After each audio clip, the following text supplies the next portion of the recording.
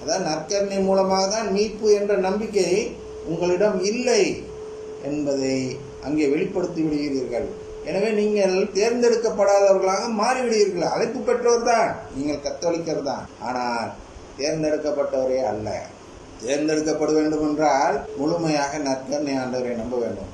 அதனால்தான் புனிதர்கள் வெகு சிலராக இருக்கிறார்கள். அவங்க அனைவரும் புனிதராக மாறுவது ரொம்ப எளிது, எல்லாம் ரொம்ப கஷ்டம் நினைச்சுக்காதீங்க. ரொம்ப ரொம்ப ஈஸி. என்ன ஈஸி அப்படின்னா, நற்கருணை ஆண்டவரை முழுமையாக நம்பிவிட்டீர்கள் என்றால் நீங்கள் புனிதர்கள் தான். அதனால் நீங்கள் புனிதர்னா என்ன, கடவுளுடைய பிள்ளைகள் தான். ரொம்ப ஈஸியான வழி வச்சிருக்க. ஆனால் நம்ம நம்ப தான் விட மாட்டேங்கிறாங்க. வேற வேற போதனைகளை போதித்து வேற வேற ஆசையான வழிபாட்டு முறைகளை காட்டி நற்கருணையை நம்பும் வழிபாட்டு முறைகளை மறக்கடிக்க செய்து ஒரு கோஷ்டி இருக்கு, பஜனை கோஷ்டின்னு ஒன்று இருக்கு. இந்த கத்தோலிக்க இதுங்களே பஜனை மூலமாக பாடல்கள் அதெல்லாம் மூலமாக பரப்பலாம் என்று ஒரு கோஷ்டி இருக்கிறது. இவர்கள் என்ன செய்கிறார்கள், அதில் தவறு இருக்கோ இல்லையோ, அவர்கள் நற்கருணை மீது உள்ள நம்பிக்கையை எடுத்துவிட்டு பஜனை மீது வைத்து விடுகிறார்கள். இன்னொரு கோஷ்டி தான் துதி கோஷ்டி இருக்கு. இப்படி ஒவ்வொன்றும் கத்தோலிக்க திருச்சிகளே நிறையா இருக்கு. விடுதலை இறைகளாக இருக்கிறார்கள். இப்படி நிறைய பேர் அழைக்கப்பட்டவர்களாக இருக்கிறார்கள். ஆனால் அதிலிருந்து தேர்ந்தெடுக்கப்படுவோர் சிலர் என்று கூறுகிறார். எனவே திருத்தூதர் பவுல் இதன் அடிப்படையில் என்ன சொல்கிறார் என்று பார்ப்போம். எனக்கு வலுவூட்டுகிறவரின் துணை கொண்டு எதையும் செய்ய எனக்கு ஆற்றல் உண்டு. இந்த வலுவூட்டுகிறவர் தான் நற்கருணை ஆண்டவர் என்று வைத்து பார்க்க வேண்டும். இயேசு என்று சொன்னாலும் சரி, தூயாவி என்று சொன்னாலும் சரி, அந்த வார்த்தை இரண்டுமே இதை எங்கே அழைத்து செல்கிறது என்றால் நற்கருணை நம்பிக்கையிடம் அழைத்து செல்கிறது. அதுதான் என்ன சொல்கிறார் என்றால், எனக்கு வறுமையிலும் வாழ தெரியும், வளமையிலும் வாழ தெரியும். வயிறார உண்ணவோ பட்டினி கிடக்கவோ நிறைவோ குறைவோ எதிலும் எந்த சூழ்நிலையிலும் வாழ பயிற்சி பெற்றிருக்கிறேன். இதுதான் தூயாவியானவருடைய செயல். எந்த சூழ்நிலை எனக்கு கொடுக்கப்பட்டாலும் அதில் என்னால் வாழ முடியும் என்று யார் இருக்கிறோமோ அவர்கள்தான் எது அந்த தூயாவியை பெற்றவர்களாகவும் அந்த திருமண ஆடையை அணிந்தவர்களாகவும் இருக்கிறார்கள். எனக்கு வறுமை வேண்டாம் வளமை வேண்டும் என்று சொல்லி ஆசீர்வாதத்தை தேடி அந்த அருங்குடை இயக்கத்துக்கு செல்கிறார்களே, அவர்கள் எல்லாம் இந்த நிலைக்கு நேர் எதிரானவர்கள். நீங்கள் வறுமையில் இருந்தாலும் அதில் வாழ கற்றுக்கொள்ள வேண்டும்.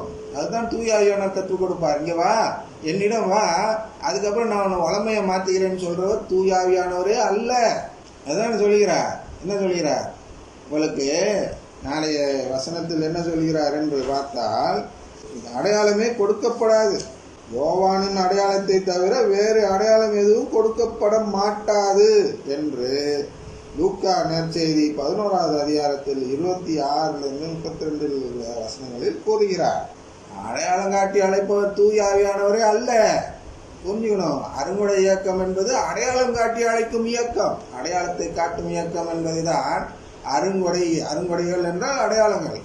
அது அடையாள இயக்கம், அடையாளங்கள் கொண்ட இயக்கம். அடையாளங்களை கொண்டு அழைப்பவர் தூயாவியானவர் அல்ல. மாறாக அவர் என்ன செய்வார், வறுமையை கண்டு அஞ்சுகிறாயா, அதில் வாழ கற்றுத்தருகிறேன் என்று அவர் வாழுவதற்கு வறுமையில் வாழ்வதற்கும் கற்றுத்தருவார், வளமையில் வாழ்வதற்கும் கற்றுத்தருவார், வயிறார உண்ணக்கூடிய நிலையில் இருப்பவருக்கும் கற்றுத்தருவார், பட்டினி கிடக்கிறவர்களுக்கும் அது பட்டினியோடு இருந்து எப்படி நற்கருணை ஆண்டவரை நம்பி வாழ வேண்டும் என்பதையும் அவர் கற்றுத்தருவார்.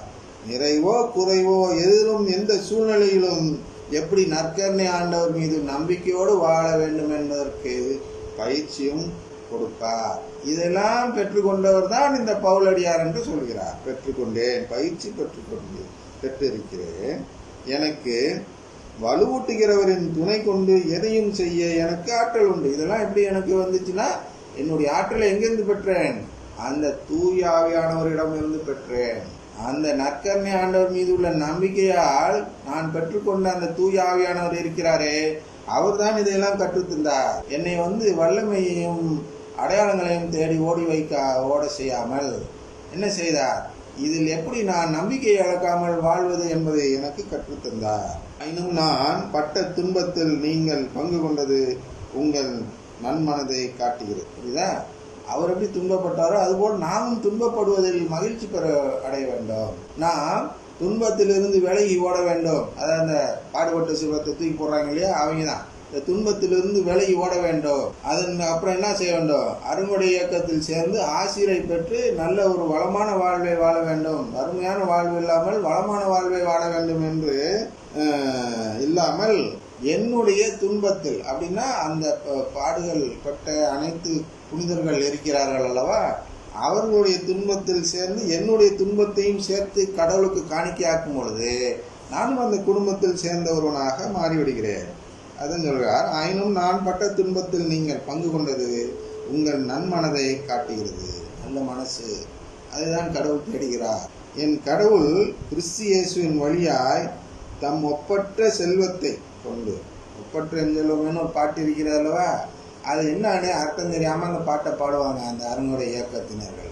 அவர்கள் எல்லாம் அதை நம்பாதவர்கள், நம்பாமல் சும்மா வெறும் வார்த்தையாக பேசுவார்கள். வீண் வார்த்தைகள் என்று சொல்லப்பட்டிருக்கும். ஜபத்தை வீண் வார்த்தையாக ஜபத்தை சொல்லாதீர்கள் என்று சொல்லப்பட்டிருக்கும் அல்லவா. அதை அவர்கள் சொல்லிவிட்டு அவர்கள் நம்மை பார்த்து என்ன சொல்வார்கள் என்றால், ஜபமாலை தான் அந்த வீண் வார்த்தை என்று சொல். ஆனால் இந்த ஒப்பற்ற செல்வம் என்றால் என்ன என்பதை நாம் புரிந்து கொள்ள வேண்டும். என் கடவுள் கிறிஸ்து இயேசுவின் வழியாய் தம் ஒப்பற்ற செல்வத்தை கொண்டு உங்கள் தேவைகள் அனைத்தையும் நிறைவு செய்வார். சரியா? எப்ப அந்த ஒப்பற்ற செல்வம்னா கடவுளின் உறவை பெறுவது. அந்த கடவுளின் உறவை கொண்டு உங்கள் தேவைகள் அனைத்தையும் நிறைவு செய்வார். தம் தந்தையாகிய கடவுளுக்கு என்றென்றும் மாட்சி உரித்தாக ஆமன் என்று சொல்கிறார். ஆனால் நாம் என்ன செய்ய வேண்டும்? இந்த தூய ஆவியை ஆடையாக பெற வேண்டும் என்றால் நாம் வறுமையிலும் வாழ கற்றுக்கொள்ள வேண்டும், வளமையிலும் வாழ கற்றுக்கொள்ள வேண்டும், பட்னியிலும் வாழ கற்றுக்கொள்ள வேண்டும். எல்லா துன்பங்களிலும் என்ன வாழ கற்றுக்கொள்றதுன்னா நற்கருணை மீதுள்ள நம்பிக்கை விட்டு விடாமல் வாழன்னா எல்லாரும் தான் வாழ்றாங்க. நம்மளை விட கொடுமையா துன்பப்படுறவங்கலாம் மற்ற மதத்தை சேர்ந்தவங்களாம் இருக்கிறாங்க, அவங்களும் தான் வாழ்றாங்க. அந்த வாழ்வை சொல்லவில்லை.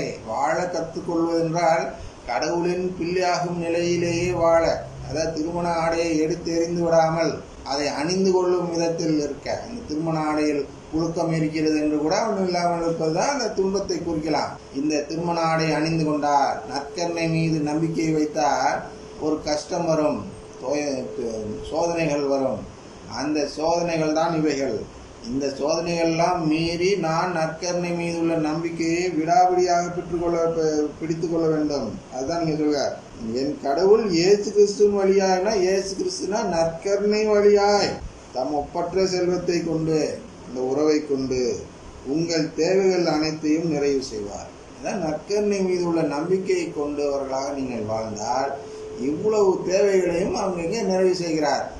நம்முடைய தீர்ப்பு நாளில் நமக்கு உறவு கொடுப்பதன் மூலமாக நிறைவு செய்கிறார். இங்கேயும் நீங்கள் உறுதியாக நின்று விட்டால் அந்த உறவு இங்கேயும் கிடைக்கும். அவர்களை தான் புனிதர்கள் என்று சொல்கிறோம். அப்பொழுதும் அந்த துன்பங்களை நிறைவு செய்வார். எனவே நற்கருணை மீது நம்பிக்கை வைத்து அந்த ஆடை இல்லாத நிலையான அந்த அருங்குடை இயக்கத்தில் சேர்ந்த நிலையை கைவிட்டுவிட்டு நற்கருணை மட்டும் நிலையில் மாறி அந்த திருமண ஆடையை அணிந்து கொள்வோம் என்று சொல்லி தந்தை மான் பேராலே